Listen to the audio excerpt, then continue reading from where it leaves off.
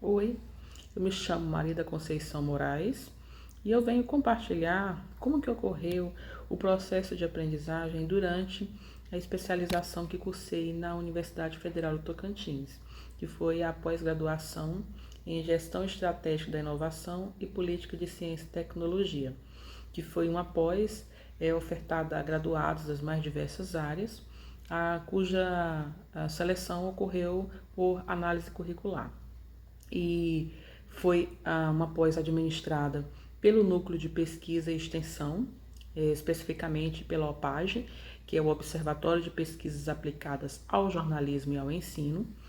E essa pós, ela foi organizada para ser no formato à distância, né, com materiais disponibilizados na própria plataforma da universidade, a qual tinha conteúdos a serem distribuídos em 12 disciplinas. E durante a especialização foram utilizadas as ferramentas de aprendizagens tais como podcasts, material em PDF, vídeos, webconferências síncronas, seminários, entre outras atividades e ferramentas utilizadas. A primeira aula, que foi a aula magna, ela aconteceu exatamente no dia 8 de março do ano de 2021. Foi transmitida no canal da OPAGE, no YouTube, e contou com a presença do reitor, a participação do reitor, e bem como dos professores ligados à especialização, o professor coordenador Francisco Gilson, e foi convidado para conduzir ali aquele primeiro momento o professor doutor Daniel Chaves, que abordou o tema Estudo do Futuro e Inovação na Região Amazônica. E aí o professor Daniel Chaves, ele falou o que são os estudos para o futuro, qual que é a utilidade disso, falou da inovação, conciliando passado, presente e futuro, e também abordou como o mercado tem exigido bastante que tenha uma antevisão, ou seja, antecipação dos produtos a serem inseridos, né, no mercado. E aos poucos foi sendo costurado sobre a inovação e como isso reflete no futuro e como esse futuro vai propiciando o desenvolvimento. Na primeira disciplina, foi disponibilizado material para estudo, a atividade proposta, e nessa primeira disciplina foi trabalhado sobre a propriedade intelectual e a transferência de tecnologia. A propriedade intelectual enquanto algo voltado para criação da mente, bem como as suas formas de proteção jurídica, né? As atividades criativas e a proteção jurídica. E em a transferência de tecnologia, aquele processo a qual as pessoas passam, ou instituições dão permissões, né, para terceiros, seja empresa, pessoas ou governo, para ter acesso àquela tecnologia ou àquela criação. E ali, naquele primeiro momento, nos foi apresentado que a propriedade intelectual ela se subdivide em propriedade industrial, direito autoral e a proteção sui generis. E que a proteção intelectual ela é uma espécie de proteção contra o uso indevido por terceiros e também uma forma de assegurar a apropriação econômica do esforço dessa inovação. E aí, quanto mais nós estudávamos sobre inovação, era percebido que a capacidade de inovar ela tem um importante papel para o desenvolvimento de um país e que cabe às instituições científicas tecnológicas de inovação, que são as ICTs, através dos seus núcleos de inovação tecnológica, que são os NITs, estimularem a cultura da proteção da propriedade intelectual, bem como atuar em rede, aprimorando e avançando na gestão dessa propriedade intelectual. Ali ainda na primeira disciplina, foi requerido aos cursistas que compartilhasse como que ocorre o processo de propriedade intelectual e transferência de tecnologia no meio em que estão inseridos.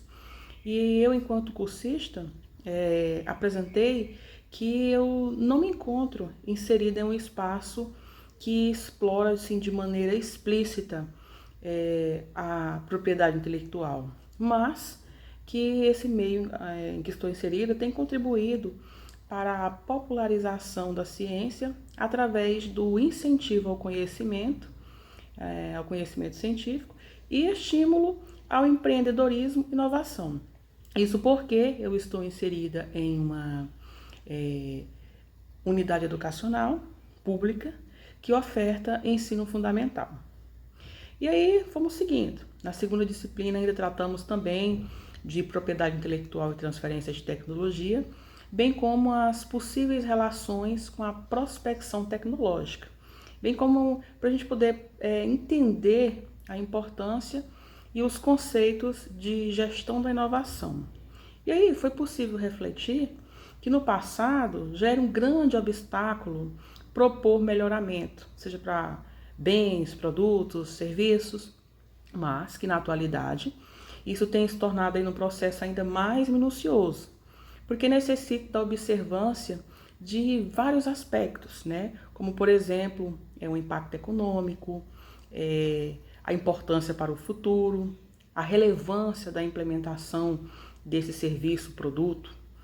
E a partir daí foi possível compreender que a prospecção tecnológica é um diferencial competitivo e inovador, porque possibilita a criação de forma a atender à demanda dos mercados e expectativas.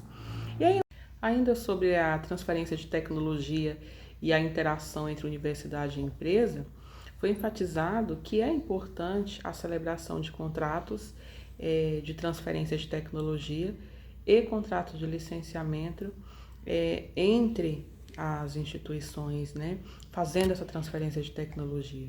E vimos ainda que a ampliação dos investimentos em ciência, inovação e tecnologia, eles promove o crescimento e insere o país em um local de destaque, né, no que tange à competitividade.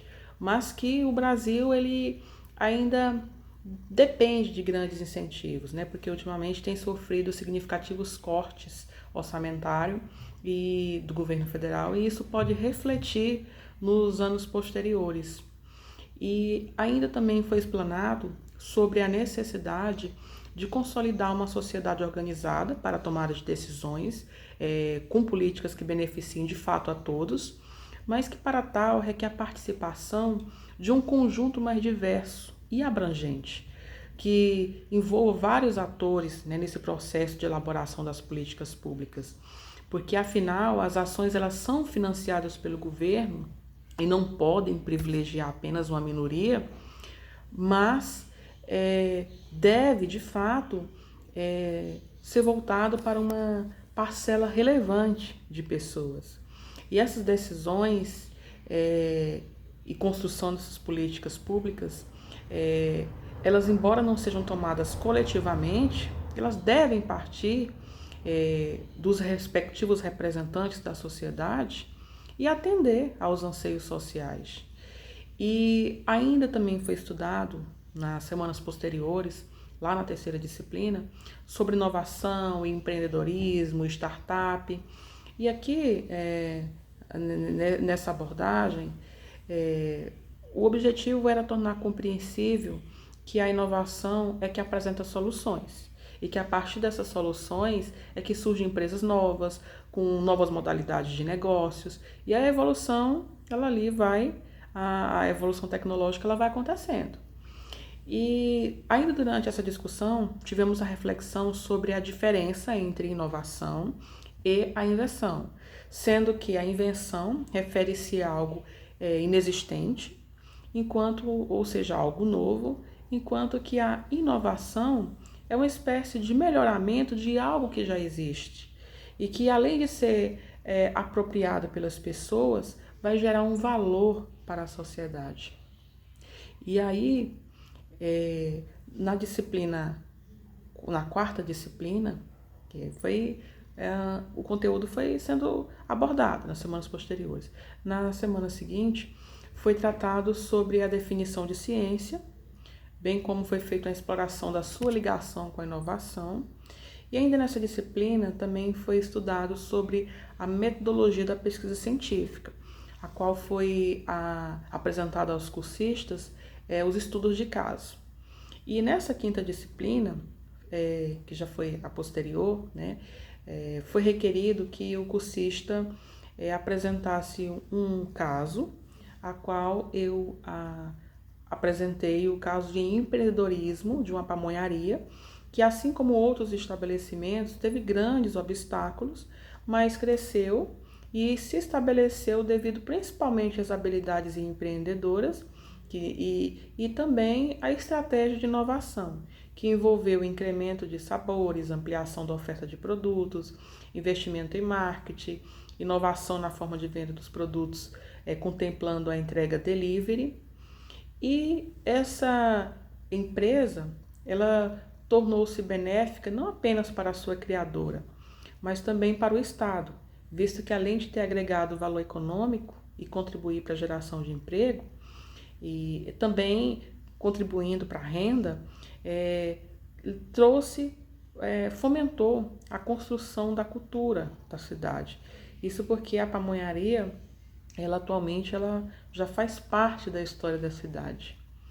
E aí, depois também foi abordado sobre o empreendedorismo e como ele vem se apresentando como um importante fator no desenvolvimento econômico e social do país. Também foi falado sobre as políticas de ciência e tecnologia no Brasil e a incorporação da inovação. E também foi falado sobre a tecnologia social enquanto impulsionador do desenvolvimento. E eis que, a essa altura, os cursistas já estavam a assimilar que o objetivo da pós era estimular a inovação e a capacitação tecnológica dos cursistas, de forma que pudessem contribuir com o trabalho intelectual. E aí, durante toda a trilha do conhecimento,